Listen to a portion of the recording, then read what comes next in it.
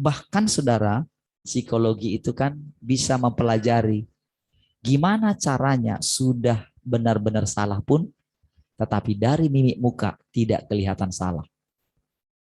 Sudah benar-benar bohong, udah benar-benar bohong, tapi dari mimik muka kelihatan tidak bohong. Saudara boleh lihat itu kalau lagi eh,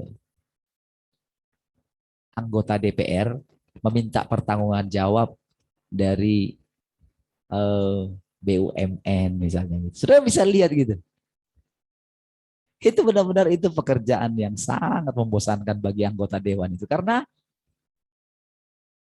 kalaupun ada seorang yang menyuarakan kebenaran, itu bisa dipatahkan, dimentahkan oleh karena ada teman-teman dia juga yang akan mendukung. Tapi kayaknya tidak mendukung gitu loh. Jadi kayak, sudahlah, gak usah inilah. Gak usah mimpi lah mau kita menyuarakan kebenaran dimanapun gitu. Kalau dengan ambisi kita ya, kita sudah lihat kenyataannya demikian. Jadi memang mereka sudah terbiasa gitu. Jadi kalau namanya anggota dewan itu, ya kalau dia mau tarik pujian dari masyarakat, jadi mereka melihat fluktuasi pasar. Gitu. Kalau pasarnya itu lagi, wah mereka semua minta supaya koruptor itu dihukum. Jadi para anggota dewan ini akan mencoba atau para pembantu-pembantu presiden, ada juga sih yang tulus ya. Tetapi kebanyakan itu saudara melihat fluktuasi pasar. Gitu. Jadi mereka hanya memerankan peran mereka saja. Sebagai anggota dewan mungkin yang galak mungkin gitu ya. Atau sebagai anggota menteri mungkin yang marah-marah aja kerjanya gitu. Tapi sebetulnya saudara manusia semua adalah demikian. Gitu. Sama saja. Nggak ada orang yang mengenal Allah. Ya, jadi simpanlah dalam hati saudara bahwa tak ada yang mengenal Allah. Kalau tak ada berarti semua kita tak ada yang mengenal Allah. Makanya dikatakan berbahagialah orang yang suci hatinya. Karena mereka akan melihat Allah. Bagaimana orang bisa punya hati yang suci? Enggak mungkin kan? Berarti orang harus punya hatinya Tuhan kan? Jadi yang dikatakan suci hatinya itu adalah orang yang berani menerima Tuhan apa adanya. Sebagaimana adanya dia.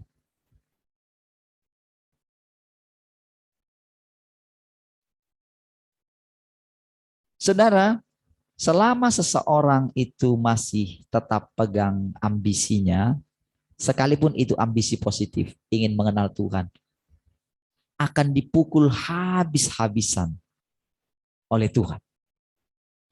Tetapi nggak mungkin dong langsung Tuhan itu sendiri. Yang dipakai memukul adalah anak buahnya. Siapa anak buahnya? Siapa anak buahnya saudara? Iblis. Siapa anak buah iblis? Ya orang-orang yang punya kepentingan akan dirinya sendiri. Jadi saudara, selama orang itu sibuk mempertahankan pengenalan dia akan Tuhan seperti yang dia pahami sekarang, dia sudah batasi Tuhan gitu. Sehingga pasti dia akan mengalami pukulan gitu. Sehingga ketika Tuhan datang dengan cara yang berbeda, dia nggak bisa lagi, dia nggak bisa bersuka cita. Sehingga dia nggak bisa pakaian pesta, padahal Tuhan suruh dia pakai pakaian pesta. Karena dia mengikuti hatinya yang lagi murung gitu, yang lagi penuh dengan dosa gitu. Padahal selamanya saudara, kita nggak bisa lepas kecuali Tuhan yang hidup dalam kita. Kita menerima pemerintahannya, tidak berontak terhadap dia. Nah, jadi esensi Tuhan itu adalah kebenaran, kasih. damai sejahtera. Penghakiman juga itu esensi Tuhan. Jadi kalau kita menolak penghakiman, penganiayaan, apa saja saudara, sekalipun kita begini saudara, Ayub itu tidak dibenarkan karena kebenarannya.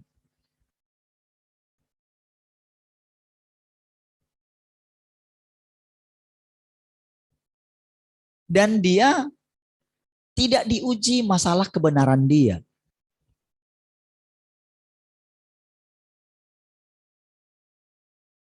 Dia disalahkan karena menganggap dirinya benar sekalipun dia benar. Inilah ujian-ujian yang selalu terjadi. Seperti yang kita katakan kan, ada dia buat pilihan gitu. Setiap kali ada kebenaran yang dia sampaikan, itu pilihan. Saudara, ketika Tuhan memberikan pilihan, pilihlah jadi panas atau dingin gitu. Dua-duanya podoai. Sama aja.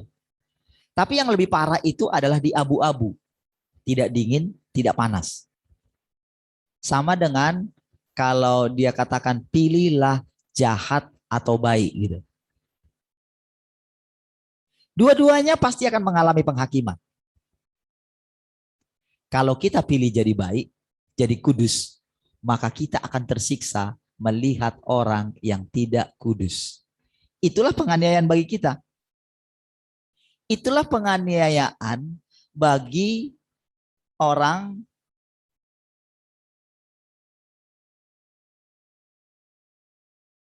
yang baik gitu. Itulah penganiayaan bagi orang yang memilih untuk hidup kudus gitu. Itulah yang dialami oleh Paulus sehingga saudara sampai di akhir hidupnya dialah rasul yang paling mengalami banyak hajaran. Sampai-sampai saudara dia mengatakan begini, lebih baik saya lebih memilih nama saya tidak terdaftar dalam kitab kehidupan asal umat Israel itu diselamatkan gitu. Wah, itu sama dengan Musa juga demikian kan?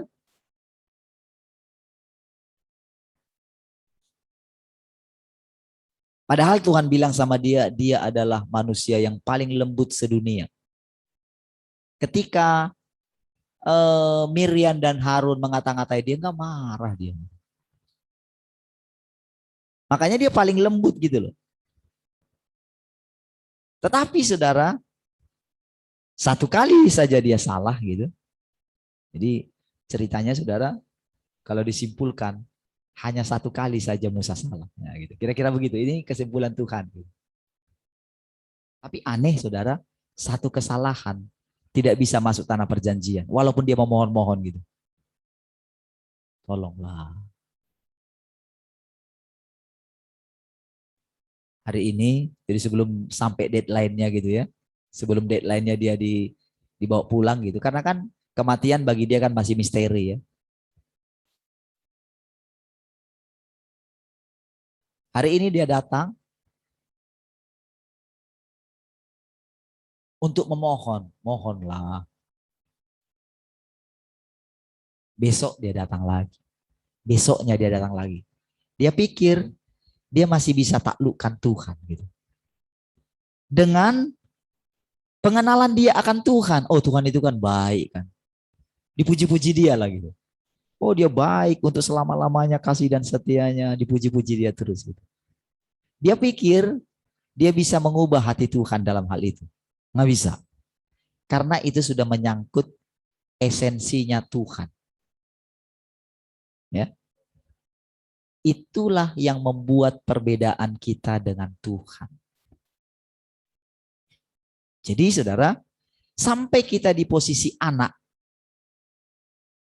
itu sudah level tertinggi ya, yang kita bisa capai. Jadi itulah yang membedakan kita dengan Tuhan. Kalau dia bilang tidak, ya tidak. Ada memang suatu saat ketika dia bilang tidak, kita memohon, bisa dirubah dia. Dilihat hati kita kan? Disitulah tingkat tertinggi daripada pencapaiannya Tuhan Yesus. Yesus ya. Kalau boleh Bapak, lalukanlah cawan ini sampai 3 kali. Jadi seharusnya saudara batas kita itu 3 kali.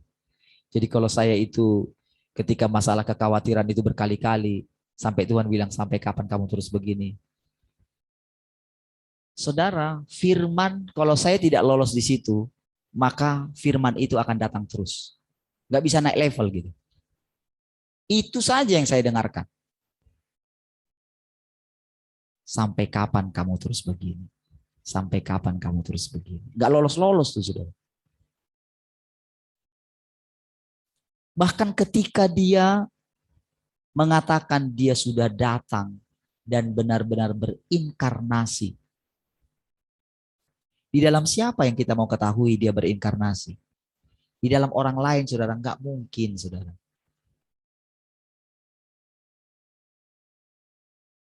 Kalau kita menanti-nantikan orang lain, oh dia datang. Saudara-saudara nggak lihat hidup mereka setiap hari.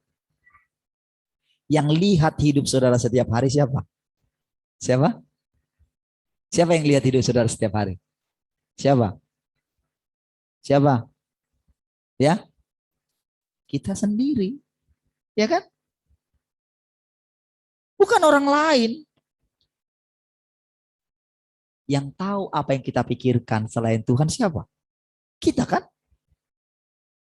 Yang tahu ada dosa tersembunyi di dalam kita. Apakah istri kita? Enggak, kita sendiri. Makanya Tuhan itu benar-benar datang di dalam diri kita. Itu loh maksudnya itu berinkarnasi. Jadi akan ketahuan jelas-jelas apakah kita itu pemberontak atau tidak. Kalau kita mempertahankan karakter kita, misalnya karakter kita lembut, karakter kita penyabar, atau apa saja yang kita punya, yang kita anggap itulah kita, gitu, maka itu pasti akan diruntuhkan oleh Tuhan. Dengan cara apa? Dengan cara dia itu seperti tidak sabar di dalam kita, seperti marah gitu loh, sampai membuat kita itu nyerah. Aduh Tuhan, jangan marah-marah lagi ya Tuhan. Nggak enak loh Tuhan. Bisa mati nanti saya ini Tuhan. Nah, disitulah baru saudara, kita akan mendengarkan yang lain.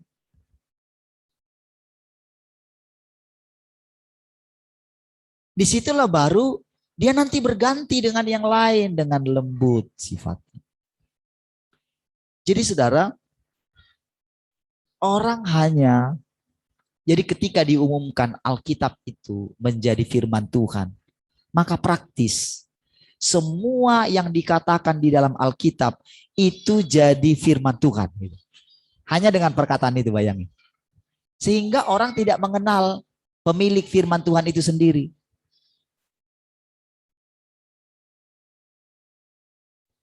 Orang tidak mengenal. Makanya saudara, sekarang itu kan orang takut disesatkan oleh hamba Tuhan. Ketika mendengarkan berita yang berbeda dengan yang biasa dia dengarkan, saudara, maka dia akan menganggap dan berjaga-jaga terhadap pengajaran itu. Dia akan pakai isi Alkitab untuk melawan kebenaran yang sebetulnya itu Tuhan sendiri loh. Disitulah sebetulnya muncul yang namanya roh Farisi itu. Karena dia merasa sudah mengenal Tuhan. Ini loh Tuhan itu kayak gini. Jadi kalau nggak datang kayak gini, itu bukan Tuhan yang sesungguhnya. Kejadian seperti itu berulang terus. Saudara, kalau Maria tidak mengatakan, aku adalah hamba Tuhan, jadilah kepadaku seperti yang kau kehendaki, dia akan menjadi pemberontak juga. Dan terbukti, saudara. Setelah sekian lama hidup bersama dengan anaknya, bayangkan saudara, anaknya itu dilahirkan dia sendiri, saudara. Ibaratnya sebetulnya kita ini loh melahirkan bayi loh masing-masing sebetulnya. Kita semua ini masing-masing kita ini seperti melahirkan, seperti Maria itu. Cuman Maria itu Tuhannya itu di luar loh, yang dilahirkan dia itu. Di luar, dia bisa lihat kehidupannya. Karena dia seorang ibu, ketika dia sudah ditahbiskan, dia berpikir, dia masih bisa mengatur anaknya itu loh. Sampai Tuhan sendiri harus bilang, siapakah ibuku? Siapakah saudaraku laki-laki? Siapakah saudaraku perempuan? Disinilah saudara, masing-masing kita kadang tidak mengerti. Suami istri tidak jadi mengenal satu dengan yang lain. Makanya Tuhan katakan, jangan kamu berpikir aku datang bawa damai. Itu firman. Aku datang bawa pedang. Untuk memisahkan. Tetapi awalnya kan kita nggak ngerti. Dulu kan saya nggak ngerti juga. Makanya sampai begini saudara. Saya pengen lari dari rumah. Karena saya pikir mengikut Tuhan itu harus strictly. Harus meninggalkan ayah dan ibu. Kalau mengasihi istri lebih daripada Tuhan. Nah itulah yang saudara lihat dulu. Dan memang saudara terjadi pemisahan. Tahuan. Tapi tahukah saudara, esensi Tuhan bukan hanya pemisahan, itu loh maksudnya. Nah, gitu. Jadi esensi Tuhan bukan, jangan kamu pikir aku datang bawa pedang, bawa damai. Aku datang bawa pedang. Bukan itu esensinya gitu loh.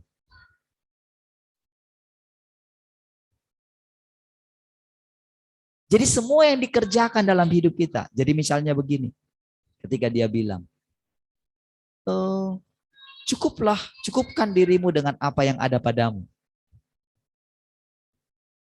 Di Alkitab yang lain, ketika Petrus katakan begini, apakah yang kami dapatkan?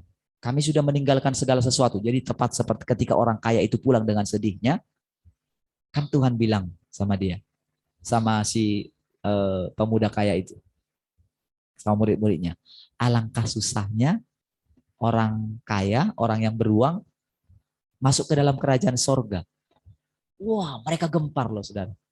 Ya kalau begitu siapa yang diselamatkan gitu.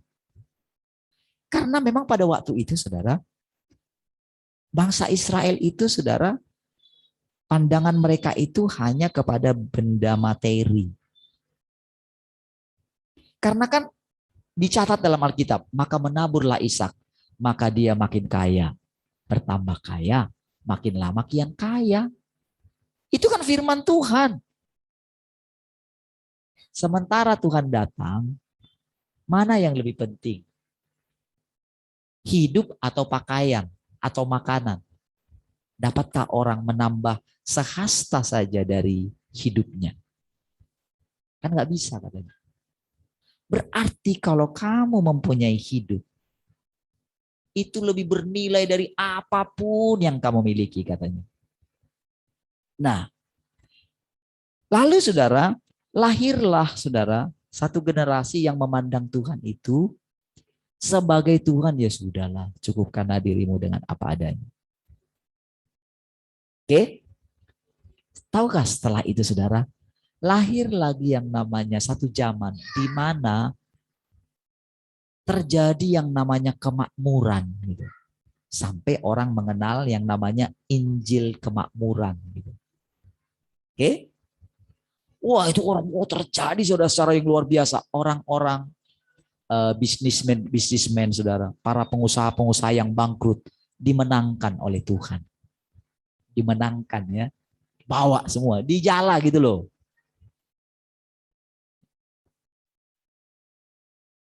Jadi Gerakan yang tadinya mereka menderita, mereka rela mengungsi, mereka rela dirampas semuanya. Benar-benar saudara, menderita sekali.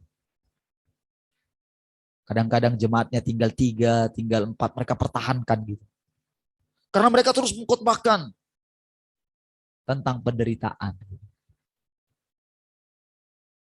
Nah, tapi setelah itu kan, setelah lewat Injil kemakmuran, sekarang datang lagi firman, dia hakimi lagi.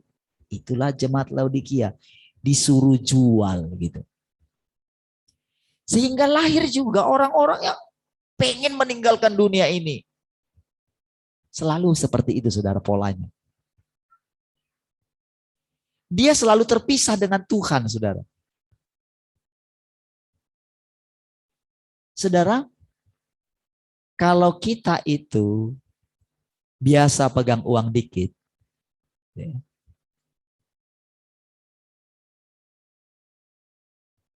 belum tentu bisa dipercayakan dengan dia punya harta yang sangat banyak sekali. Mungkin kita bisa menghakimi orang kaya yang wow, bla bla. Tapi ketika kita ada di sana, belum tentu kita bisa itu benar-benar seperti sekarang. Punya waktu subuh-subuh dengan Tuhan. Kita masih bangun pagi. Saudara, saya dengan istilahnya istirahat 1 hari aja, hari Minggu sekarang gitu ya. Kan istirahat nampaknya, jadi nggak bangun lagi jam 4 gitu ya. Jam 10. Di sini sudah ada satu rasa deg-deg gitu loh, saudara.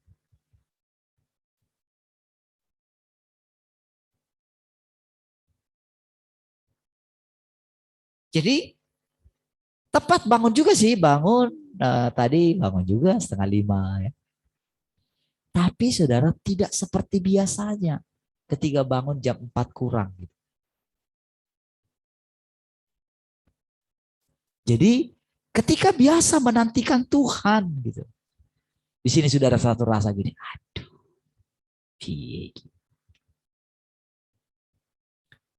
tapi saya simpan dalam hati saya gitu ya. Ini internet kita ini dari tadi itu ya bermasalah ya. Yang bermasalah yang laptop ini atau laptop tengah? Semua, semua restart. Lihat sini dulu. Ngomong bukanya panjang. Ngomong aja yang mana yang rusak. Semua gitu. Hah? Semua. Berarti internetnya kan?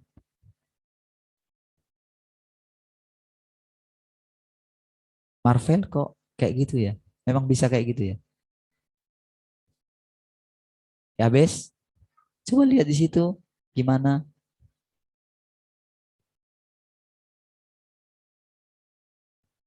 Oke, jadi kadang ada gangguan ya.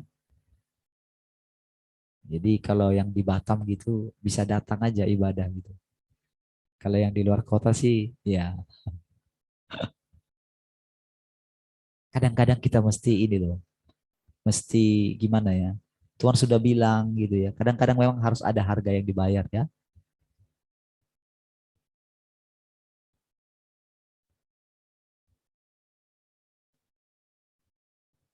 Baik, saudara. Eh, Seperti saya katakan tadi, saudara, esensinya itu adalah Tuhan itu sendiri adalah kebenaran. Dia juga penghakiman. Makanya dikatakan Roh Kudus akan menginsafkan, menyadarkan kita ini semua bahwa ternyata kita sangat membutuhkan Tuhan gitu. Banyak orang mengatakan aku cinta Tuhan, aku mengasihi Tuhan. Tapi dalam pencariannya tidak ditunjukkan gitu loh. Terbukti ternyata semua. Makanya banyak ada orang ingin meninggalkan dunia ini, tapi ternyata ketika datang pesawatnya nggak berangkat-berangkat gitu. Ya, itu yang diperhadapkan kepada kita, saudara. Nah, saudara, Setiap kali kita menemukan satu kebenaran yang baru, kita selalu pikir itulah Tuhan itu. Seperti kemarin misalnya, kita mendapatkan kan kebenaran. Wow, Bukit Sion. Kita sudah capai itu. Kita sudah ngerti rasanya. Waktu merasa kita sudah mengenal, di situ apa yang hadir? Apa yang muncul? Yang muncul apa? Kita itu merasa sudah menemukan Tuhan. Lalu kita berpikir, oh nanti, oh ternyata Tuhan mengasihi saya berkasih kasihan. Aduh,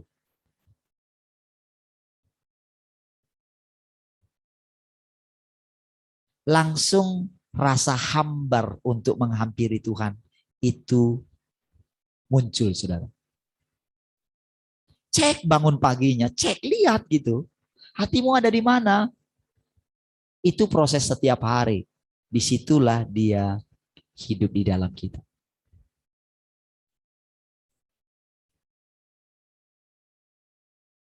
Saudara, kemarin kami sama istri ya, dan melayani seorang.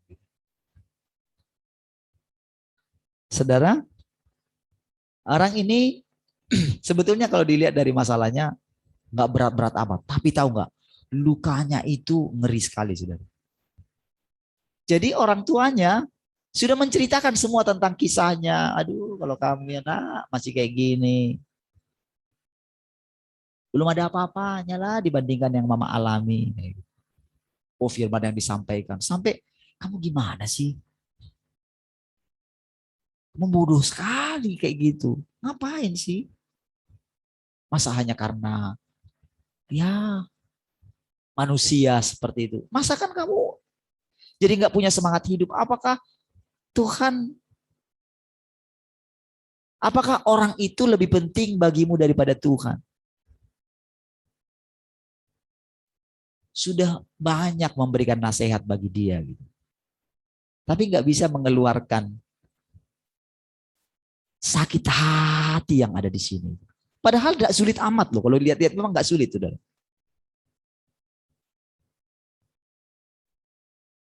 Di situ saudara saya belajar gitu. Iya ya Tuhan ya. Kadang-kadang saya coba cerita tentang gimana mengenal Tuhan, gimana saya bilang begini. Ternyata nggak bisa memang ya menginspirasi orangnya. Situ saya sering bingung gitu kan. Udah jelas-jelas hidupnya pemimpinnya kayak gitu. Tapi masih diikutin ya. Itu saya kira kok bisa ya. Ini waktu saya bilang sungguh-sungguh kok lari ya Tuhan gitu. Padahal memang Tuhan ngalami juga seperti itu dulu kan. Ditinggalkan oleh semua gitu. Dia slow aja kan. Bayangkan dia sudah pergi berdoa. 3 murid yang diandalkan dia. Tunggu di sini ya. Berdoa bersama-sama dengan aku. Aku mau pindah sedikit ke sana gitu. Begitu balik tidur saudara. Sampai 3 kali lagi. Aduh. Tuhan nggak pernah minta sedikit pun dari mereka. 1 jam loh aku minta waktumu. Lo berjaga-jaga dengan aku katanya. 1 jam aja ya. Iya. Cuman kan waktu itu mereka nggak ngerti apa yang dialami oleh Tuhan. Mereka belum sampai ke situ, saudara. Mereka nggak sanggup mikir ketika Tuhan bilang anak manusia itu harus menderita gitu. Tapi mereka nggak ngerti. Daripada mereka itu pusing, berat mikirinnya, udahlah bawa tidur aja lah gitu. Tidur mereka, saudara. Dan ketika kali terakhir, saudara, Tuhan itu datang. Dia nggak bilang gini, udahlah, tidurlah katanya. Tadi disuruh berjaga-jaga, sekarang tidurlah katanya gitu. Setelah itu tidur, lihatlah mereka sudah datang yang menangkap saya. Kata, aduh, baru disuruh tidur, disuruh disuruh bangun lagi. Aduh, itu lucu ya. Nah, saudara,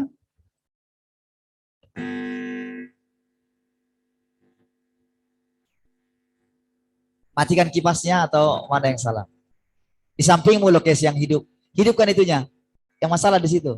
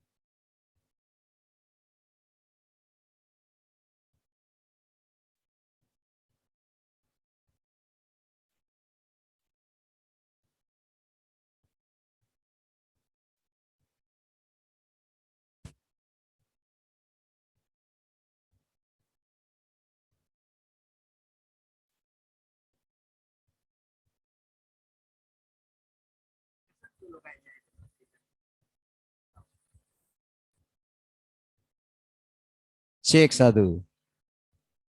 Oke. Diinterupsi kan?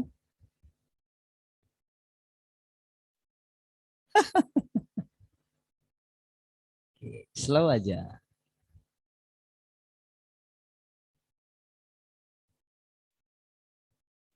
Baik.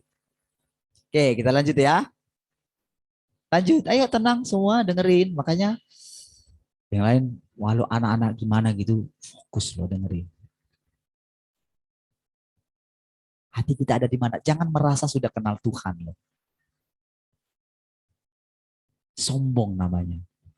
Cara kita mendengarkan Tuhan perhatikan, Tuhan lihat gitu ya.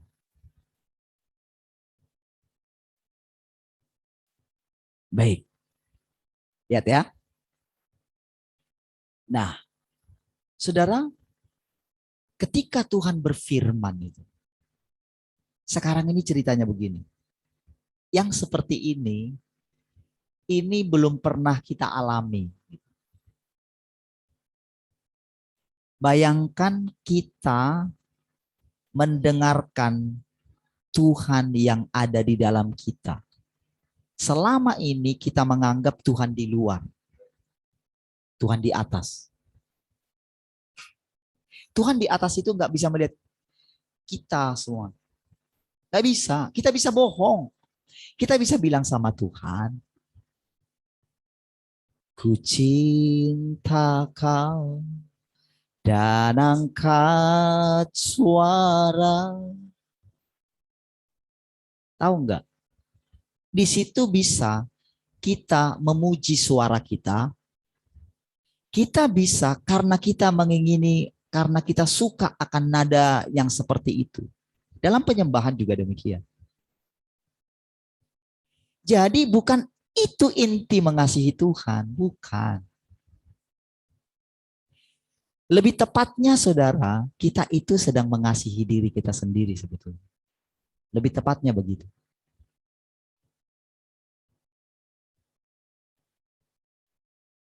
Selama ini makanya dikatakan gak ada orang yang mengasihi esensi Tuhan. Yang dia kasihi hanyalah tangannya Tuhan, perbuatannya. Makanya begitu dia berbuat tidak seperti yang dikehendakinya, dia langsung lari. Jadi yang pengen dia dengar adalah apa yang ingin dia dengar. Bukan apa yang Tuhan ingin dia dengar.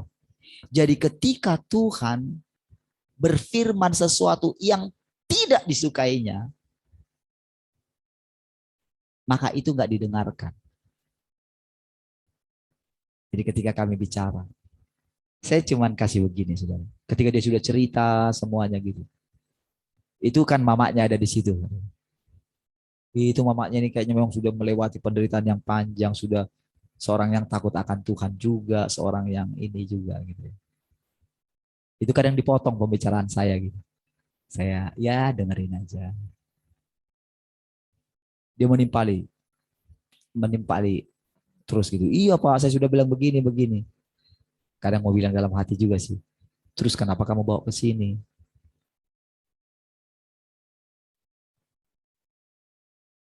Kalau sudah ucapkan semua yang saya bilang tadi itu gitu kan. Terus kenapa masih bawa ke sini gitu.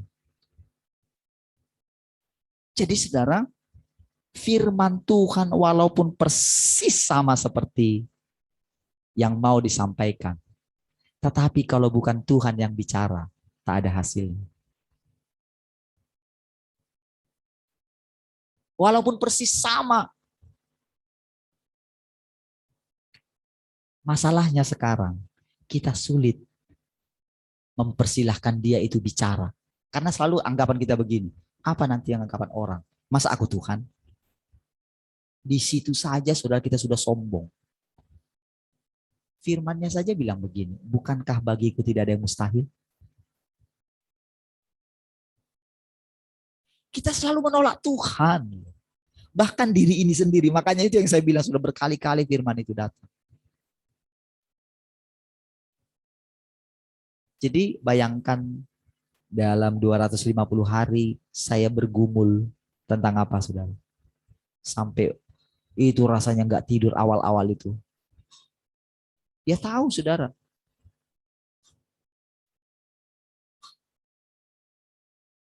Tapi tahu nggak? Bagi Tuhan itu masih kayak apa? Belum menerima dia apa adanya loh. Jadi masih gini, apa nanti kata orang kalau saya ngomong kayak gini gitu loh. Padahal itu loh yang mau Tuhan ngomong loh. Jadi sering disitulah saudara permasalahannya.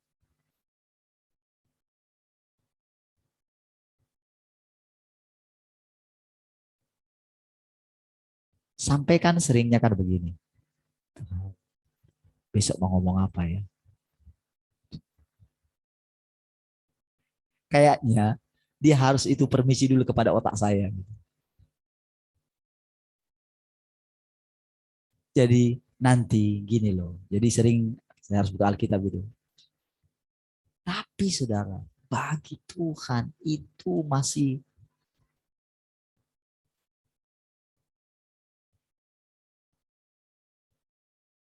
pemberontakan.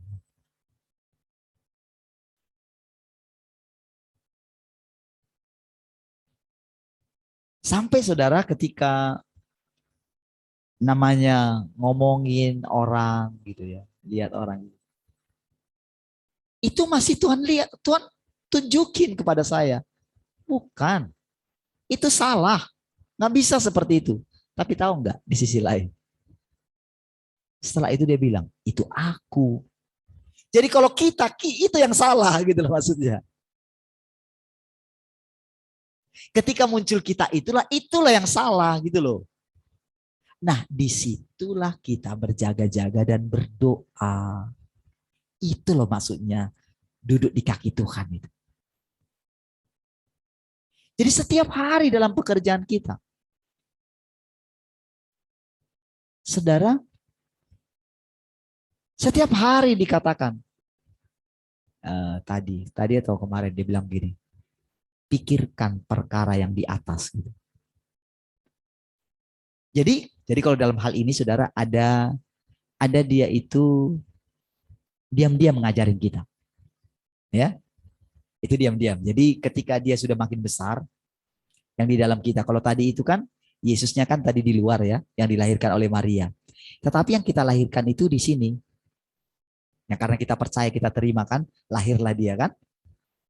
Makin lama jadi ketika kita bilang, ketika suatu jangka waktu, inilah waktunya Tuhan. Jadi masing-masing kita ini punya akhir zamannya kita.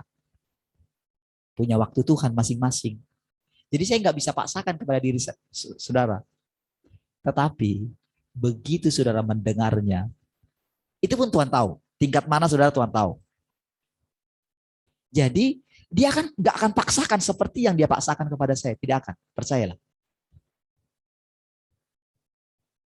Jadi di sini bukan ada masalah. Kita pilih apa? Semuanya benar-benar, oh kamu pilih ini. Oh penghakimanmu di sini. Gitu. Kamu pilih yang ini, oh penghakimanmu di sini. Tergantung. Ya. Jadi dalam hal ini saudara kita sudah lihat saja pekerjaan Tuhan. Hargai dia. Nah, jadi dia bilang begini, pikirkan perkara yang di atas.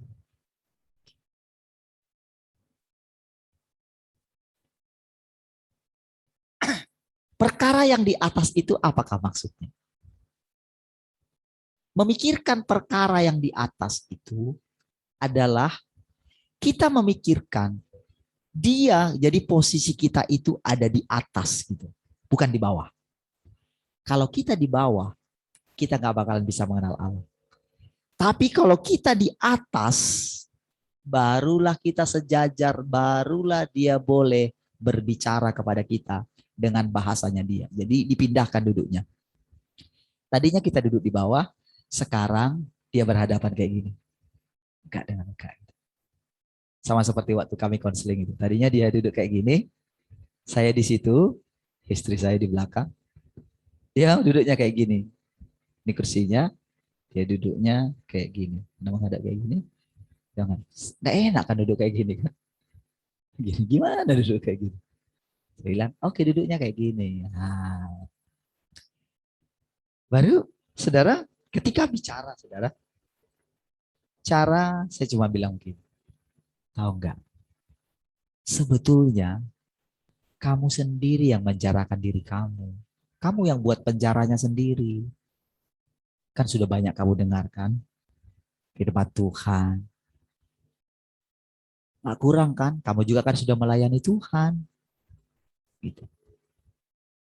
Saudara, eh, ketika saya lihat dirinya, saudara, itu saya ingat anak saya, Kesia, ingat ponakan saya dulu yang akhirnya masuk Muslim itu ya.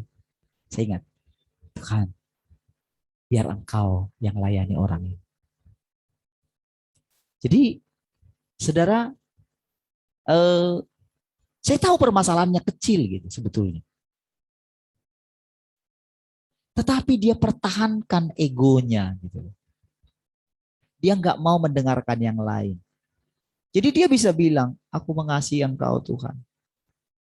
Dia mengadu kepada Tuhan, tapi dia tetap pertahankan dirinya.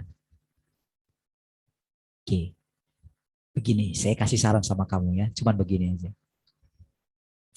Kamu cuman bilang begini dalam hatimu, bilang begini ya, ketika saya bicara begini, nah, aku dapat menyembuhkan engkau dan sudah menyembuhkan engkau. Bilang saja begini, ya Tuhan, aku percaya. Coba jangan dulu pikir yang lain, cuman bilang itu saja. Wah, dia mulai nangis gitu. Karena bertentangan ya. Panjang juga cerita. Sampai karena terus ditimpali gitu ya. Saya nggak tahu tiba-tiba mamanya harus ke toilet gitu. Udahlah, Pak tuh mamanya ke toilet. Ya, ayo kita doain, saya doain sama istri. Panjang cerita tadi tuh ya, tapi dia cuma nangis tapi kayaknya nggak ada solusi. Sakit Pak. Gitu. Saya sampai bilang, tahu nggak kamu kenapa sakit? Itu roh-roh yang di sekeliling kamu itu, yang punya masalah seperti kamu dulu sebelum meninggal, itu ada di seputar kamu, saya bilang. Dan mereka memanifestasikan dirinya di dalam kamu. Sampai udah bilang seperti itu. Dia lama nangis gitu ya. Tapi ketika saya bilang istri saya doain gitu ya. Doain, istri saya minta nyanyiin lagu gitu ya. Ku melupakan yang di belakang. Wah, nangis.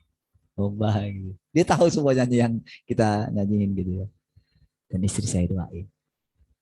Itu waktu istri saya bilang, sekarang Tuhan, ambil semua sakit hati yang ada di dalam dia. Ambil Tuhan, angkat sekarang. Wah, dia langsung muntah-muntah, saudara. Itu saudara, cara doain yang tak pakai cara yang lama, tapi benar-benar Tuhan ada di sini. Kamu tahu nggak Tuhan ada di sini? Nah,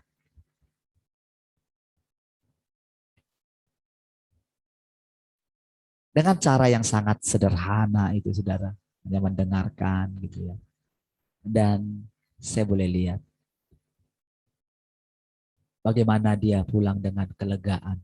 Yang tadi yang sakit hati yang disimpannya itu keluar begitu saja, saudara.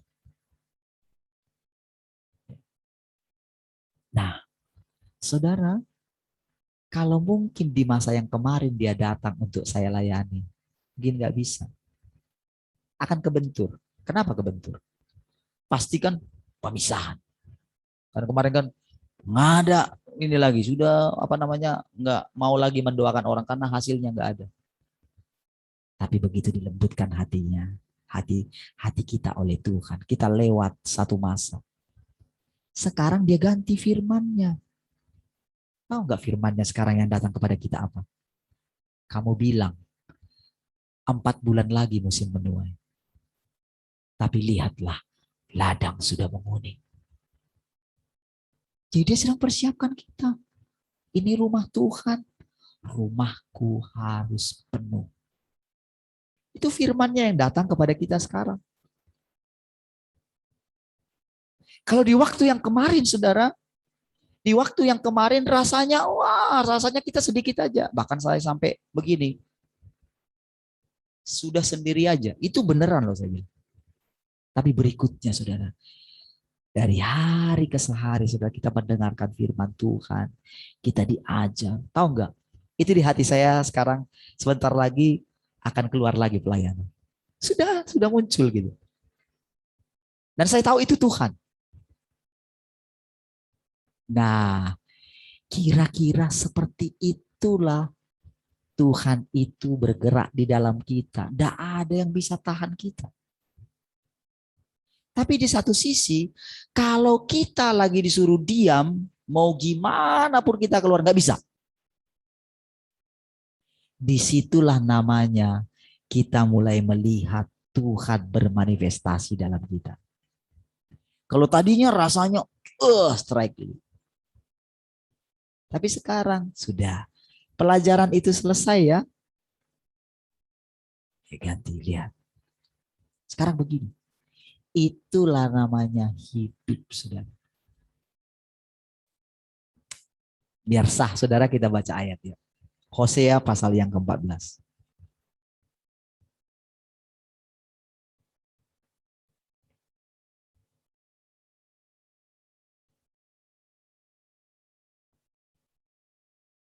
Dari ayat yang pertama.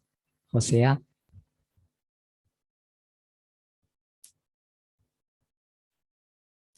14 ayat pertama.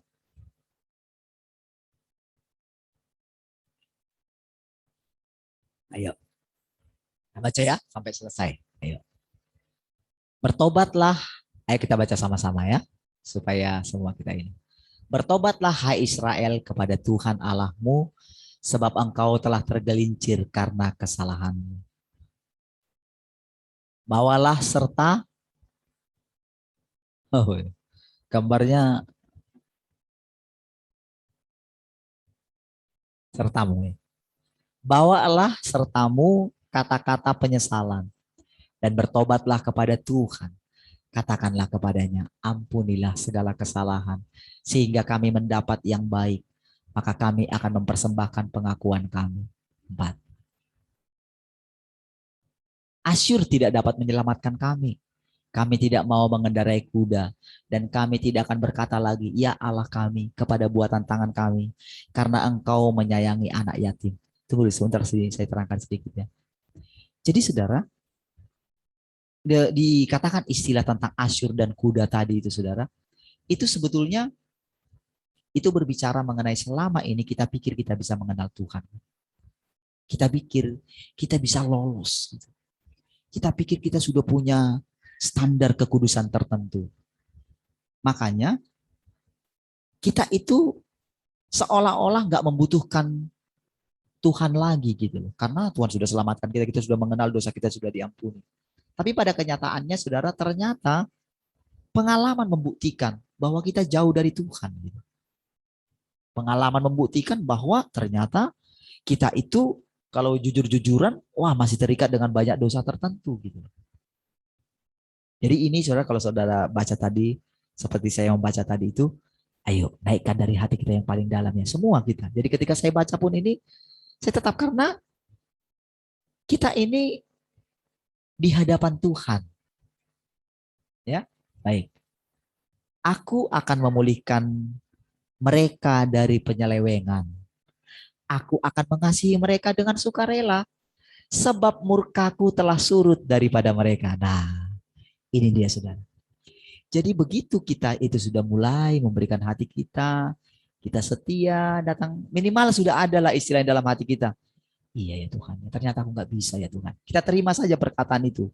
Itu sudah menolong kita. Sehingga dikatakan tadi, murkaku telah surut. Tapi kalau saudara baca di ayat yang lain, itu murkanya menyala-nyala gitu. Tapi di sini murkaku telah surut daripada mereka. Ayat selanjutnya. Aku akan seperti embun bagi Israel. Embun itu kan muncul waktu pagi hari ya.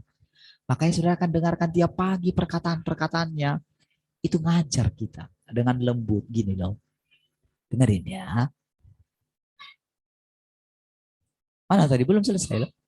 Oh, ini. Aku akan seperti embun bagi Israel. maka ia akan berbunga seperti bunga bakung dan akan menjulurkan akar-akarnya seperti pohon hawang. Ya, mulai ada itunya ya. Mulai indah Tuhan lihat, saudara. Ketika kita mau mendengarkan dia seperti embun pagi yang turun. Gitu.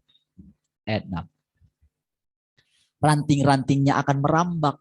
Semaraknya akan seperti pohon zaitun dan berbau harum seperti yang di Libanon. Makanya saudara, kerajaannya di muka bumi ini akan makin besar, akan makin meluas. Saudara. Jadi semua yang tadi kejahatan itu ditelan. Karena saudara, dari puncak keindahan itu, wah, dia tampil bersih.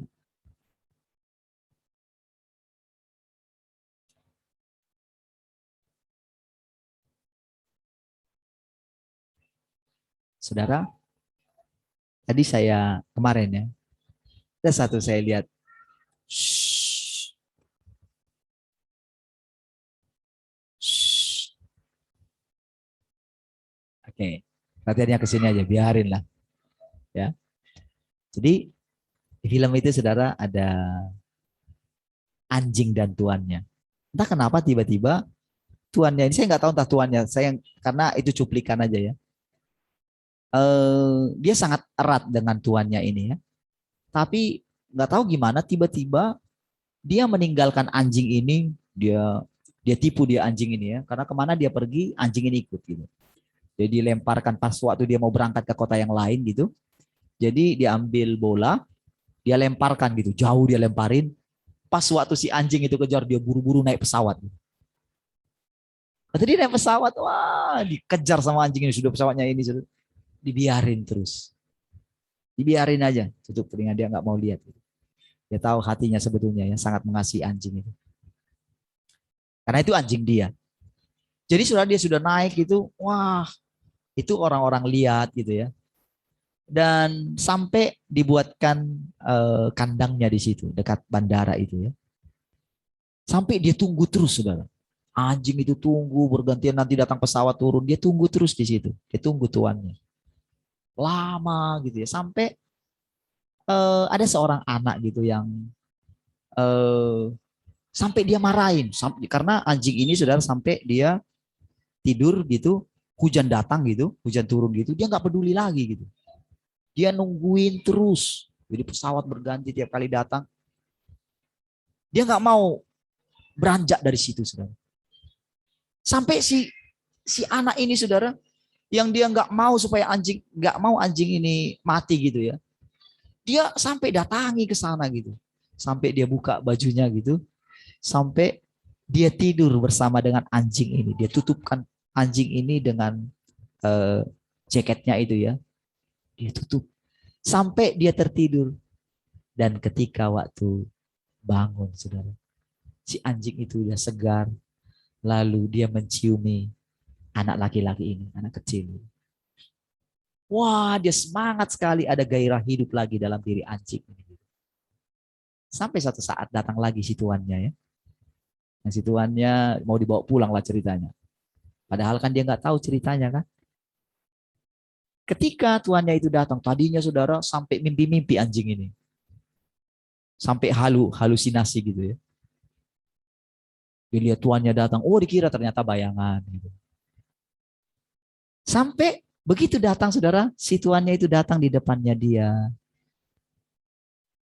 Ya dengan berat, dia datang.